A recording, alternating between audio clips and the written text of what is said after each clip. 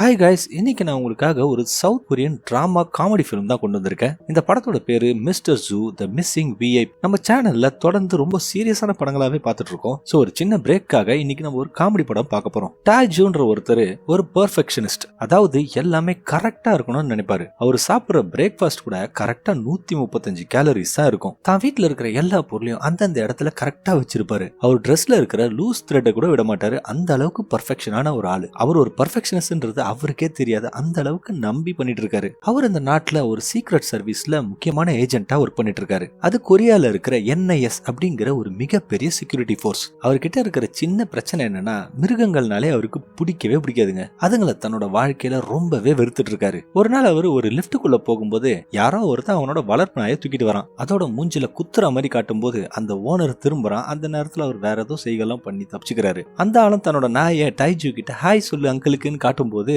அது டைஜுவோட மூஞ்சி முழுக்க உச்சி அடிச்சிடுதுங்க. அந்த ஆளும் ஐயோ ரொம்ப சாரி சார் சொல்லி அதையும் டைஜுவோட மூஞ்சி முழுக்க தொடச்சி விட்டுடுறான். இப்ப டைஜுவோட மூஞ்சி முழுக்க உச்சாவிடுது. அன்னைக்கு அவர் வேலையில அதை நினைச்சு பயங்கர கோவத்தோட துப்பாக்கி எடுத்து ட்ரைனிங் பண்ணிட்டு இருக்காரு. தான் கூட வேலை செய்யறவங்க யாராவது இவரை பாராட்டி பேசும்போது மட்டும்தான் அவரு மூடு கொஞ்சம் காம் ஆகுது. அப்ப தைஜுவோட கொலீக்ஸ் 2 பேரும் அவருக்கு ப்ரொமோஷன் கிடைக்க போறதா சொல்லி ரொம்ப உற்சாகமா பேசிட்டு இருக்காங்க. அன்னைக்கு தைஜுவோட ஆபீஸ்ல ஒரு முக்கியமான மீட்டிங் போடுறாங்க. அவங்க அதுல என்ன பேசிக்கிறாங்கன்னா, சைனாக்கும் கொரியாக்கும் 25 வருஷமா ஒரு நல்ல ரிலேஷன்ஷிப் இருக்கிறத பாராட்டு வகையில ஒரு முக்கியமான விஐபி சைனால இருந்து வர்றதாகவும் அவங்களுக்கு பாதுகாப்பு கொடுக்கறது மட்டும் தான் நம்மளோட முக்கியமான வேலைன்னு சொல்லி பேசிக்கிட்டு இருக்காங்க. கடைசியில அவங்க பேசிக்கிட்டு இருந்த முக்கியமான விஐபி யாரு தெரியுமா?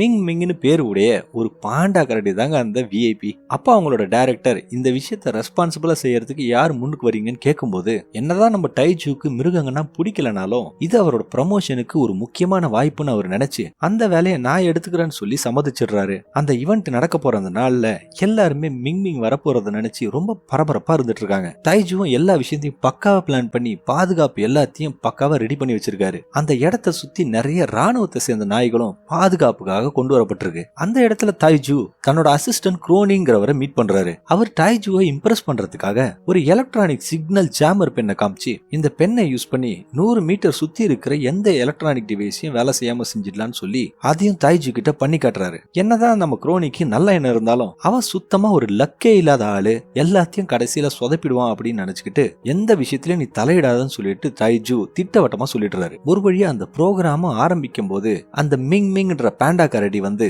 எல்லாரையும் பார்த்து கை காட்டி சந்தோஷமா சிரிச்சிட்டு இருக்கு. அங்க வந்து எல்லாருமே மிங் மிங்க பார்த்து ரொம்ப சந்தோஷப்படுறாங்க. அப்பதாங்க திடீர்னு பிரச்சனையே ஆரம்பிக்குது. யாரோ ஒரு கொள்ளக்கார கோஷ்டி கண்ணீர் புகை குண்டெல்லாம் வச்சுக்கிட்டு மிங் மிங்க கடத்திட்டு போறதுக்காக வந்துடுறானுங்க. அவனுங்களும் அந்த ஸ்மோக் பாம் எடுத்து ஸ்டேஜ் மேல போட்டு அந்த கூட்டத்தை எல்லாரையும் கலைச்சிடுறானுங்க. அந்த மிங் மிங்கும் பயந்து போய் அந்த இடத்துல இருந்து தப்பிச்சு ஓட ஆரம்பிக்குது. குரோனியும் உடனே ஒரு கால்ஃப் கார்ட் எடுத்துக்கிட்டு மிங் மிங்க ஃபாலோ பண்ணிக்கிட்டே போறாரு. தைஜியும் விடாம மிங் மிங்க ஃபாலோ பண்ணி ஓடிட்டு இருக்கும் போது அந்த கொள்ளக்காரனுங்க மயக்க மருந்து செலுத்தி மிங் மிங்க மயக்கமாக்கிடுறானுங்க. டைஜுவும் மிங் மிங்க காப்பாத்தலான்னு போகும்போது அவர் பக்கத்துலயும் ஒரு கண்ணீர் புகையை போட்டுட்டு அவனுங்க அங்க இருந்து தப்பிக்க ஆரம்பிக்கிறானுங்க. டைஜுவும் அவனுங்களை ஃபாலோ பண்ணலாம்னு நினைக்கும் போது குரோனி அந்த காரை எடுத்துட்டு வந்து டைஜுவை இடிச்சிடுறாரு. டைஜுவும் அப்படியே காத்துல பறந்து போய் தரையில கீழே விழும்போது அவரோட தலை பின்னாடி அடிபட்டுடுது. அவரும் மயக்கமாகறதுக்கு முன்னாடி தூரத்துல ஒரு போலீஸ் நாய் வேகமா ஓடி வரத பாக்குறாரு. அந்த நாயும் டைஜுவை பார்த்து இவ்வளவு பிரச்சனை நீ என்ன தூங்கிட்டு இருக்கன்னு சொல்லி அவரை தாண்டி ஜம்ப் பண்ணி அந்த ஃபேனை துரத்துக்கிட்டே ஓடுது. மயக்கம் தெளிஞ்சு டைஜுவும் கண்ணை திறக்கும் போது அவர் அவரோட வீட்டுல இருக்காரு.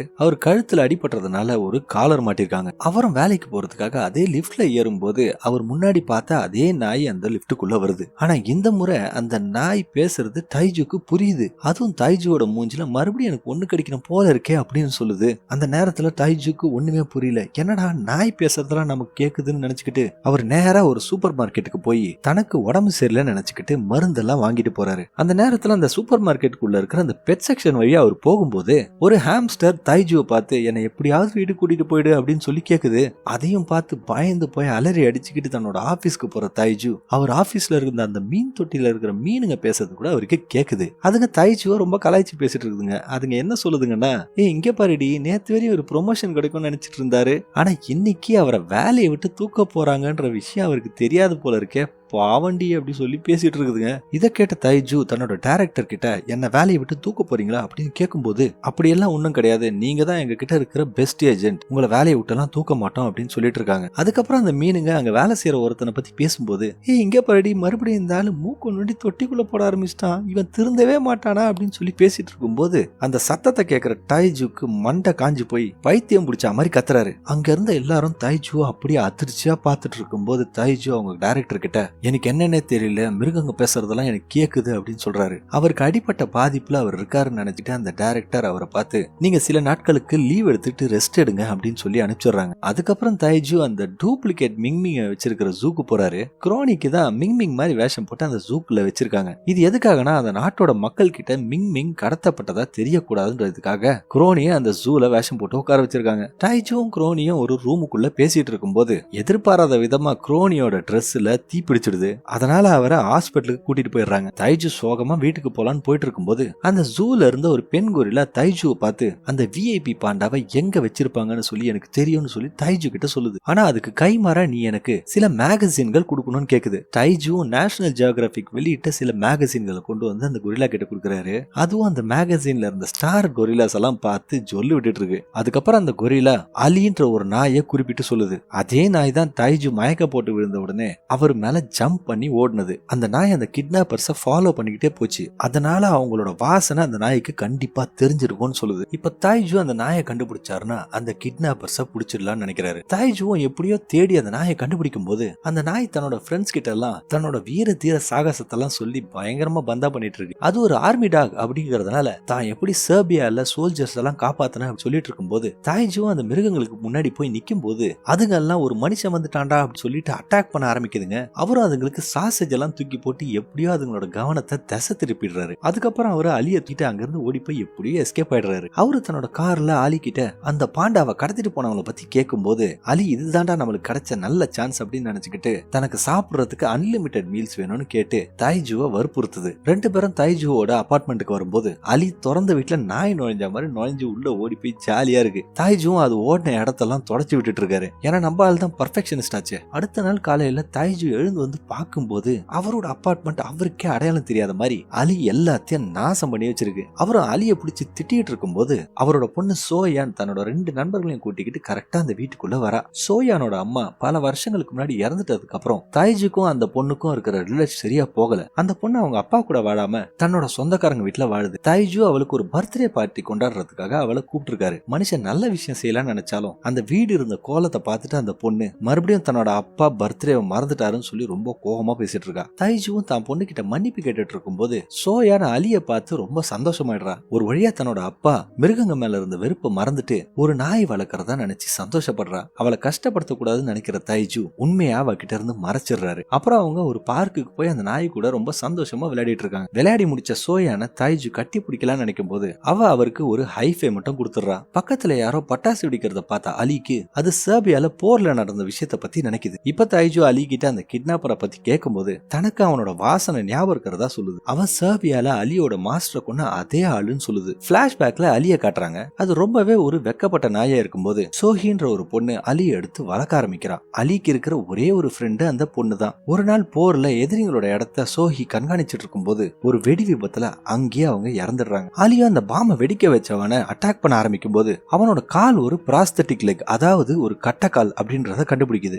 ஆனா அதால அந்த ஆளை தடுக்க முடியல. அன்னைக்கு மிங்மிங்க கடத்தினப்ப அலிக்கு அதே வாசனை உணரப்பட்டது. அடுத்த சீன்ல மிங்மிங்க கடத்தி வச்சிருக்க இடத்த காட்டுறாங்க. அது அவனுங்க கொடுக்குற எந்த சாப்பாடையுமே சாப்பிட மாட்டேங்குது. அது தனக்கு மூங்கில் சாப்பிட்றதான் பிடிக்கும்னு சொல்லி அவனுக்கு தெரியப்படுது. அதனால அவனுங்களும் ஒரு ஃபார்ம்ல இருந்து மூங்கில் எல்லாம் எடுத்துட்டு வந்து மிங்மிங்க்கு கொடுக்குறாங்க. அடுத்த நாள் ஆலி தைஜுவை ஒரு மூங்கில் தோட்டத்துக்கு கூட்டிட்டு போகுது. அது அந்த கிட்னாப்பர்ஸோட வாசனை அங்க வர்றத கண்டுபிடிக்குது. அதுக்கப்புறம் தைஜு அந்த தோட்டத்துல இருந்த ஒரு ஆடு கிட்ட இருந்து அந்த கிட்னாப்பர்ஸோட வண்டி நம்பரை தெரிஞ்சுக்கிறாரு. ஆடுக்கு எப்படி படிக்க தெரியும்னு கேட்காதீங்க, இந்த படத்துல படிக்க தெரியும். அதை பத்தி அவங்க மேலும் தெரிஞ்சுக்க நினைக்கும் போது அந்த கார் மென்சிக் அப்படின்ற ஒரு ஆளுக்கு சொந்தமான கார்னு அவருக்கு தெரிய வருது. அந்த ஆளு ஒரு பயோடெக்னாலஜிஸ்ட். அந்த போட்டோவை பார்த்த உடனே அலி இவன் தான் அந்த கிட்னாப்பர்னு தைஜு கிட்ட சொல்லுது. அலியும் தைஜுவும் அன்னைக்கு நைட்டு அந்த பயோடெக்னாலஜி கம்பெனிக்கு போய் அவங்க புதுசா ஒரு ப்ராஜெக்ட் பண்ண போறாங்கன்றத தெரிஞ்சுக்கிறாங்க. அந்த ஆளோட மாஸ்டர் பிளான் என்னன்னா மிங்மிங்கோட ஜீனை வச்சு குளோனிங் மூலமா மக்கள் பயன்படுத்துற வகையில வளர்ப்பு பாண்டாக்களை உருவாக்குறது தான் அவரோட பிளான். ஏன்னா சைனீஸ் கவர்மெண்ட் தான் பாண்டாக்களுக்கான காப்புரிமையை வச்சிருக்காங்க. அதனாலதான் அவன் மிங் மிங்மிங்க அதோட ஜீனுக்காக கடத்திருக்கான். அந்த சீன்ல எப்படியோ தைஜு அங்க இருக்கிறவங்க கிட்ட எல்லாம் சண்டை போட்டு மேன்சிக்கை எப்படியோ அரெஸ்ட் பண்ணிடுறாரு. அவனை பிடிச்சு அவரு என்ஐஎஸோட விசாரணைக்கு ஒப்படைக்கிறாரு. ஆனா அவர் எதிர்பாராத விதமா அலிய கூட்டிட்டு வரதுக்கு மறந்துடுறாரு. அவரோட டைரக்டர் தைஜு கிட்ட இவருக்கும் இந்த கிட்னாப்பிங்கும் என்ன சம்பந்தம், ஏதாவது ஆதாரம் நீ வச்சிருக்கியான்னு கேட்கும் போது தைஜுக்கு அந்த நேரத்துல எந்த பதிலும் சொல்ல முடியல. அந்த நேரத்துல அவங்க அந்த பாண்டாவை கடத்தும் போது மேன்சிக் நியூயார்க்ல இருந்தாருன்னு சொல்லிட்டு ஒரு ப்ரூஃப காட்டுறாங்க. இப்படி பொய்யான ஒருத்தரை அரெஸ்ட் பண்ணி கூட்டிட்டு வந்ததுனால தைஜுவை வேலையை விட்டு ஃபயர் பண்ணிடுறாங்க. ரிலீஸ் ஆன மேன்சிக் நேரா தன்னோட அடியாளிங்க கிட்ட போறாரு. அப்போ மேன்சிக் போலவே டிமிட்ரின்ற இன்னொரு தீவிரவாதியை காட்டுறாங்க. இவன் தான் மிங்மிங்க உண்மையாவே கடத்திருக்கான். நம்மோட டாக் அலியும் ஏன் கன்ஃபியூஸ் ஆயிடுச்சுன்னா அந்த டிமிட்ரின்றவன் மேன்சிக் மாதிரியே ஒரு மாஸ்க் போட்டிருக்கான். அந்த பாண்டாவை கடத்தினதுனால டிமிட்ரி மேன்சிக் கிட்ட பரிசா சில வெடிக்கக்கூடிய கேப்சூலை வாங்குறான். அந்த கேப்சூலை யாராவது சாப்பிட்டுட்டாங்கன்னா தூரத்துல இருந்து ரிமோட் கண்ட்ரோல் மூலமா போன்ல இருந்து அந்த கேப்சூலை வெடிக்க வைக்கலாம். இதை எல்லாத்தையும் அலி கேட்டு உண்மை என்னன்றத புரிஞ்சுக்குது. அதே நேரத்துல அது மிங்மிங்கிய சந்திச்சு நான் உன்னை எப்படியாவது இங்க இருந்து காப்பாத்திடுவேன்னு சொல்லுது. அது வேகமா தைஜுவோட வீட்டுக்கு போய் காலிங் பெல் அடிக்கும் போது தைஜு டோர் ஓபன் பண்ண மாட்டாரு. அவருக்கு இப்ப அலி மேல நம்பிக்கையே இல்ல. ஏன்னா அதாலதான் அவரோட வேலை போச்சுன்னு அவரு நம்புறாரு. அந்த நேரத்துல மிலிட்டரியில இருந்து வந்த ஆளுங்க அந்த நாயை புடிச்சிட்டு போறாங்க. சோயானும் தைஜுவோட வீட்டுக்கு அலிய பாக்குறதுக்காக வரும்போது மறுபடியும் தன்னோட அப்பா அதை எங்கேயோ விட்டு வந்துட்டாருன்னு நினைக்கிறா. தன்னோட மக சோகமா இருக்கிறத பார்த்த தைஜு அவளுக்காக எப்படியாவது அலிய காப்பாத்தணும்னு முடிவெடுக்கிறாரு. அவர் அந்த மிலிட்டரி நாயங்கெல்லாம் வச்சிருக்க இடத்துக்கு போய் அலியை எப்படியோ காப்பாத்திடுறாரு. அலி ரொம்ப சந்தோஷமா இருக்கும் போது தைஜு உன்னாலதான் என் வேலையே போச்சு, என் மூஞ்சிலேயே முடிக்காதுன்னு சொல்லி கோவமா கத்திட்டு இருக்காரு. ஆனா அலிக்கு தைஜுவை விட்டுட்டு போறதுக்கு மனசே இல்ல. அது அவரை பின்னாடியே ஃபாலோ பண்ணிட்டு போகுது. கடைசியா அது அந்த பாண்டாவை பார்த்ததா தைஜு கிட்ட சொல்லி அவரை அந்த பாண்டா இருக்கிற இடத்துக்கு கூட்டிட்டு வருது. தற்செயலா தைஜு அந்த இடத்துல குரோனிய பாக்குறாரு. இவன் வந்தாலே கெட்ட சகனமாச்சேன்னு சொல்லிட்டு அவனும் விரட்டி அடிச்சிடுறாரு. அந்த குடோனுக்குள்ள எப்படியோ போற தைஜு ஒரு எலக்ட்ரிக் கண்ணை வச்சு அங்க இருந்த அடியாளுங்க எல்லாரையும் அவர் கொன்னுடுறாரு. அப்போ டிமிட்ரிக்கும் தைஜுக்கும் ஒரு பயங்கரமான சண்டை நடக்கும்போது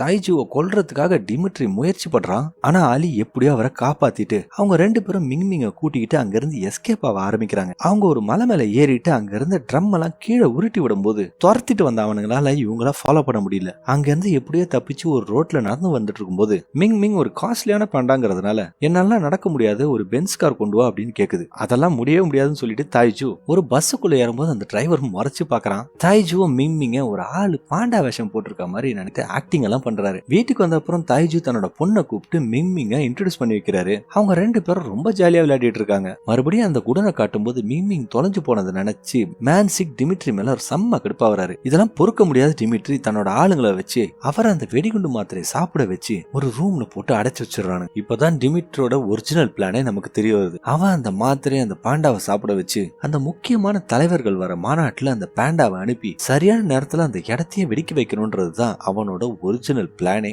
அவனை எல்லாருமே வெளியே பேசிட்டு இருக்கும்போது அந்த பில்டிங்குள்ள மேன்சிக் உடம்புல இருந்த அந்த டேப்லெட் வெடிச்சு செதறுது. அடுத்த சீன்ல தைஜு அவரோட டைரக்டரை வீட்டுக்கு கூப்பிட்டு மிங்மிங்க இன்ட்ரோடியூஸ் பண்ணி வைக்கிறாரு. அது கூடவே பல மிருகங்கள் அவரோட பிளாட்ல இருக்கிற மாதிரி காட்டுறாங்க. அதுக்கப்புறம் அவங்க அந்த பாண்டாவை கூட்டிக்கிட்டு அந்த தேசிய தலைவர்களோட மாநாட்டுக்கும் போறாங்க. அப்போ அலிக்கு ஏதோ ஒரு விசித்திரமான வாசம் வரும்போது அது என்னவா இருக்கும்னு தேடிக்கிட்டே போன இடத்துல டிமிட்ரியோட ஆளுங்க அலிய கடத்திடுறானுங்க. இத தூரத்துல இருந்து பார்த்துட்டு தைஜுவும் அலிய காப்பாத்துறதுக்காக அந்த கார் பின்னாடியே ஓடுறாரு. அவரால் பிடிக்க முடியல. வீட்டுக்கு வந்த தைஜு ஒரு கிளி கிட்ட அலிய கண்டுபிடிக்குமாறு கேட்டுக்கிறாரு. அதுக்கப்புறம் அந்த கிளியும் அந்த சிட்டியில இருக்கிற எல்லா பறவைங்கிட்டையும் சொல்லி அலிய தேட சொல்லி அனுப்பி விடுது. அதே நேரத்துல டிமிட்ரி அலியையும் அது கூட இருந்த மற்ற மிலிட்டரி நாய்களையும் கட்டாயப்படுத்தி அந்த வெடிகுண்டு மாத்திரையை சாப்பிட வச்சிடறான். ஏன்னா இந்த எல்லா நாய்களும் அந்த முக்கியமான மீட்டிங்ல இருக்கும்போது அந்த வெடிகுண்டுகளை வெடிக்க செய்யறது அவனோட பிளான். இப்ப அந்த ப்ரோக்ராமும் ஆரம்பிக்கும் போது அந்த உலக தலைவர்கள் எல்லாம் மீட் பண்ண ஆரம்பிக்கிறாங்க. மிங்மிங் அந்த ஸ்டேஜ்ல வந்து பர்ஃபார்ம் பண்ண ஆரம்பிக்கும் போது அங்க இருந்த டிமிட்ரியும் தன்னோட போன்ல இருந்து அந்த பாம்ஸை வெடிக்க வைக்கிற டைமரை ஆன் பண்ணிடுறான். அங்க இருந்த மிலிட்டரிக்காரங்க எல்லாருமே டிமிட்ரியோட ஆளுங்க தான்.